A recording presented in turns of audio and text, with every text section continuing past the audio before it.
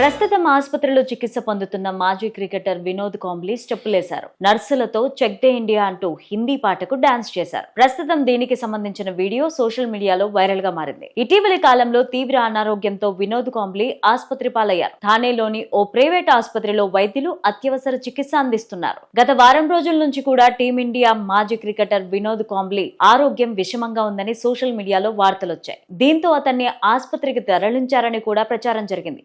దాదాపు వారం రోజుల నుంచి వైద్య బృందం సమక్షంలో కాంబ్లీ చికిత్స తీసుకుంటున్నారు. మెడలోని రక్తం గడ్డకట్టడంతో కాంబ్లీ ఆసుపత్రిలో చికిత్స పొందుతున్నారు. సరైన చికిత్స అందించడంతో ఇప్పుడు వినోద్ కాంబ్లీ ఆరోగ్యం కుదుటపడినట్టు తెలుస్తోంది. గత కొన్ని రోజులుగా థానేలోని ఆసుపత్రిలో చేరిన కాంబ్లీ క్రమంగా కోలుకుంటున్నారు. ఇప్పుడు పాటల ట్యూన్లకి అనుగుణంగా డాన్సులు చేయడం ప్రారంభించారు. దీంతో ప్రస్తుతం ఈ వీడియో కాస్త సోషల్ మీడియాలో వైరల్ అవుతోంది. ఇందులో కాంబ్లీ తన గదిలో ఆసుపత్రి సిబ్బందితో కలిసి చెక్ దే ఇండియా సాంగ్ కి డాన్స్ వేస్తూ పాటలు పాడడం చూడొచ్చు. మరోవైపు తన ఆరోగ్య పరిస్థితి పైన కాంబ్లీ ఇటీవలే స్పందించారు. వైద్యులు అందిస్తున్న చికిత్స వల్ల తాను బ్రతికే ఉన్నానంటూ హాస్పిటల్ బెడ్ పై నుంచి స్టేట్మెంట్ ఇచ్చారు. చాలా మంది కాంబ్లీకి సహాయం అందించేందుకు ముందుకొచ్చారు.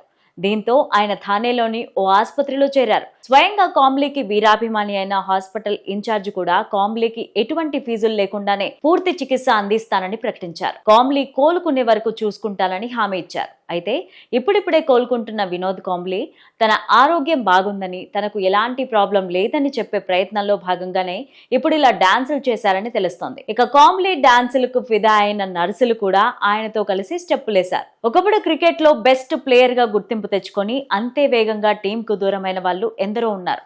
ఇలాంటి వారిలో అందరికీ గుర్తుండే వ్యక్తి వినోద్ కాంబ్లీ. సచిన్ టెండూల్కర్ తో కలిసి స్కూల్ క్రికెట్ ఆడిన ఈ లెజెండరీ బ్యాట్స్మెన్ చిన్న వయసులోనే నేషనల్ టీంలో సెన్సేషన్ గా మారారు.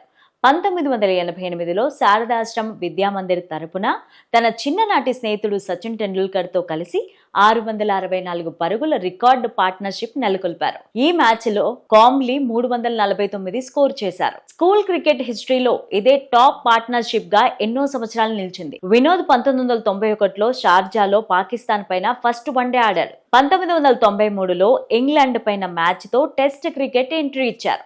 అప్పట్లో చాలా దూకుడైన ఆట తీరుతో ఆ జనరేషన్ క్రికెట్ ఫ్యాన్స్ ను ఇన్స్పైర్ చేశారు.